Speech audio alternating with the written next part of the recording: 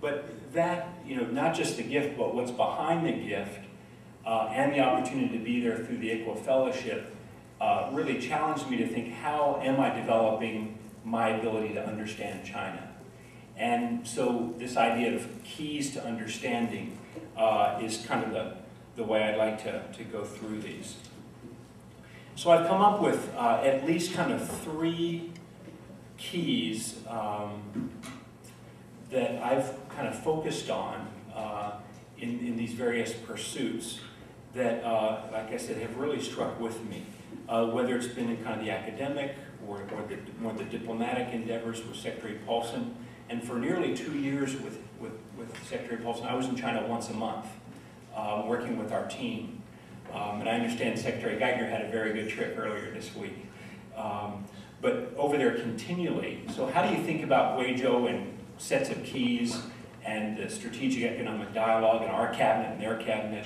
And then more recently, working more from a corporate perspective, we also represent some large foundations. But how do you help people think about connecting with China in a way that's meaningful and effective?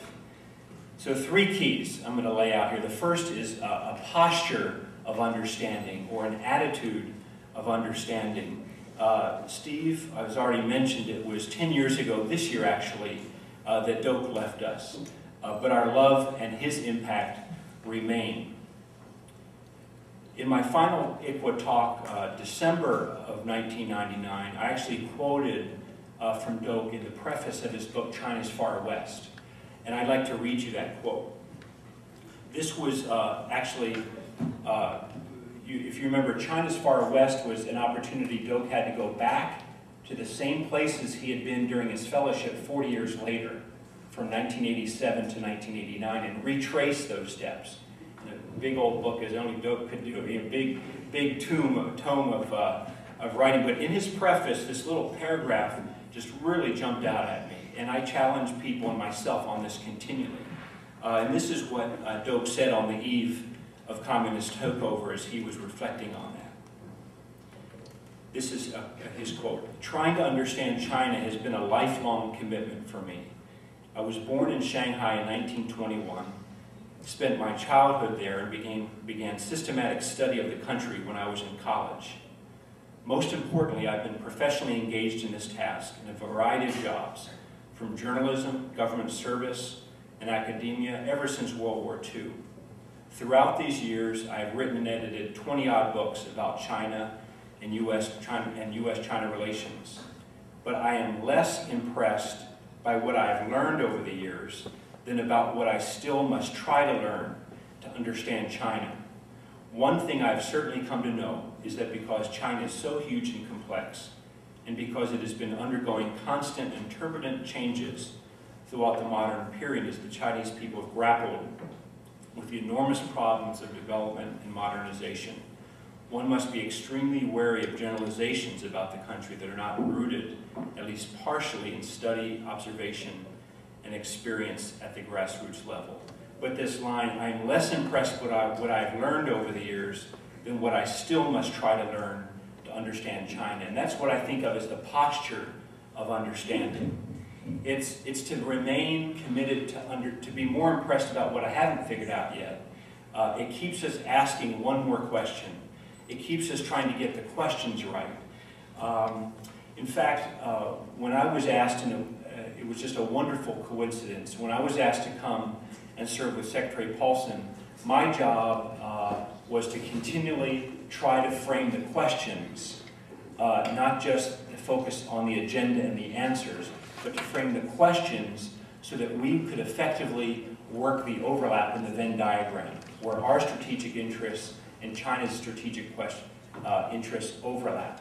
So to try to get the questions right that could frame a long-term kind of focused cooperation between the senior leadership of both of our questions. So the first key is the posture and the attitude.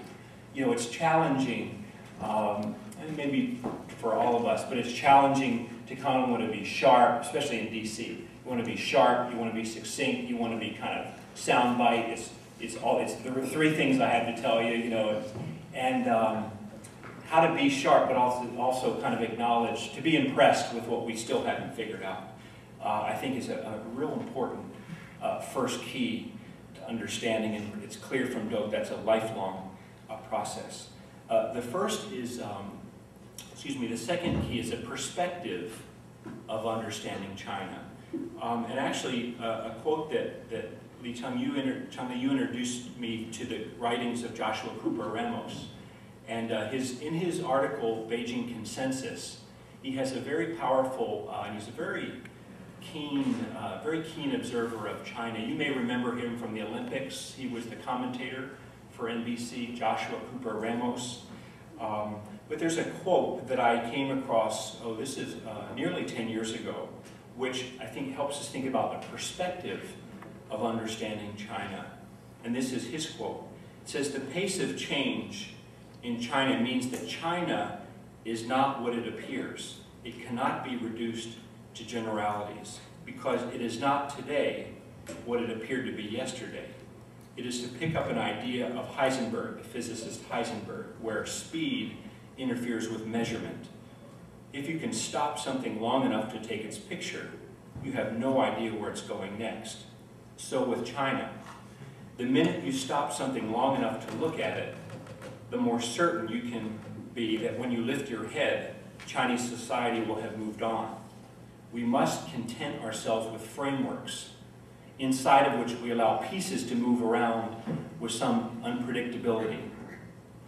And as I have tried to also be grounded in kind of an academic, scholarly approach to China, the wisdom of what he's saying there is important. And that's true for policymakers and business people as well. So this idea that we must see China as a motion picture, not just as a snapshot. We have to try to work and stay on the front end of the context, not where a lot of folks who hang out in China keep talking about what it used to be, saying that's relevant today. At the same time, we have to engage, to know the past, to engage the future, and these types of things. And what I wanted to really highlight here is to commend, and I don't mean to point you out, Changli, but your work on leadership politics in China really gets this perspective right in terms of to develop kind of frameworks inside of which we allow these pieces to move around, because there's a tendency, I think, in the study of leadership politics to try to nail it, to try to nail the profile, to try to nail who that leader is. But what Changli has done, when you read his work and when you talk with him, is these kind of trajectories of leadership development, these generational changes, anticipating kind of who's coming in behind in the years to come. And I just wanted to point that as an example of the tendency to try to analyze Chinese leadership in a static, kind of locked-in way. But what Changli has done, and that's one of the reasons he's so effective, is these movements and these directional changes of Chinese leadership studies. So when I was thinking about this, I was thinking, this is Changli all the way.